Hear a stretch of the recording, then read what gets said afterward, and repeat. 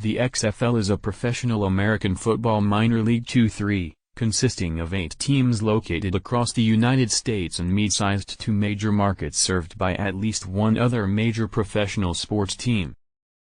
McMahon founded the new XFL to create a league with fewer off-field controversies and faster, simpler play compared to the National Football League, NFL, and one without the features inspired by professional wrestling or entertainment elements of its predecessor.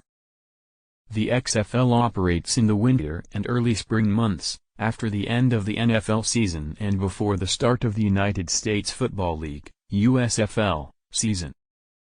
The original XFL ran for a single season in 2001, as a joint venture between the World Wrestling Federation, WWF, and NBC, spearheaded by Vince McMahon and NBC executive Dick Ebersol.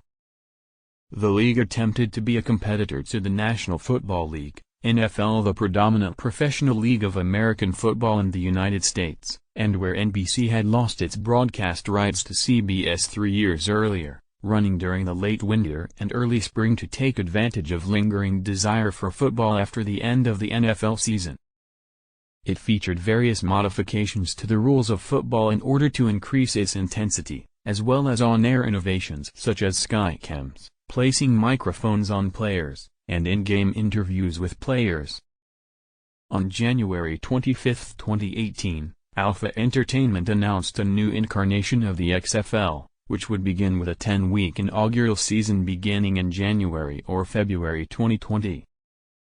McMahon did not initially reveal any specific details on rule changes that the new XFL would feature, but did state that he aimed to reduce the length of games to around 2 hours, in contrast to the standard in American football, which generally runs slightly over 3 hours.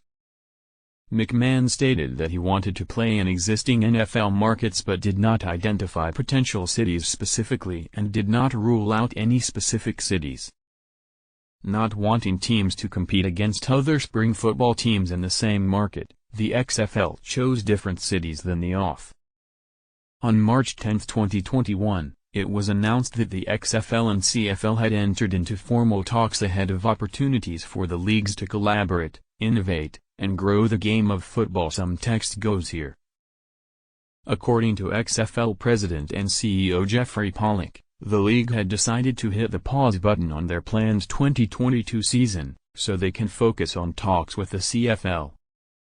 On December 2, 2021, it was revealed on Danny Garcia's Instagram page that the 2023 XFL season would start on February 18, 2023.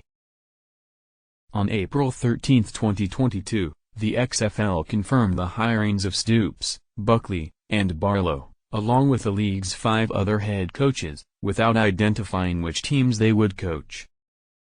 In Arlington, where they confirmed all 2020 XFL markets except Los Angeles, Tampa Bay, and New York would return. The XFL ran test games with community colleges in Mississippi, York Hall Football, and the Spring League during their spring 2019 seasons, to experiment with rule changes. The XFL announced in November 2022 that it would no longer use the XFL ball, and debuted a new official league ball, which uses the Horween leather used in other professional leagues and features the signature of Danny Garcia, XFL chairwoman. 1 game per week in the final 2 weeks of the regular season is tentatively scheduled to be played on Thursday night instead of Saturday.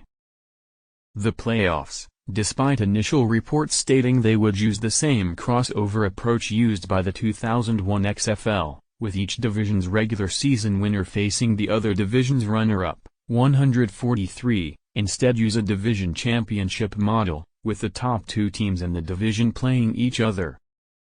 The 2020 XFL championship game was scheduled to be played at TDECU Stadium in Houston. A $2,222 victory bonus is paid to the players on each game's winning team. This feature is a carryover from the original XFL.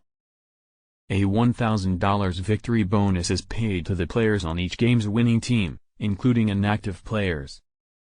Upon the announcement of the new XFL, McMahon stated that he aimed to leverage streaming media as part of broadcasting arrangements, and argued that fans wanted totally different ways to see the game, rather than having digital streams be only a straight simulcast of the television broadcast.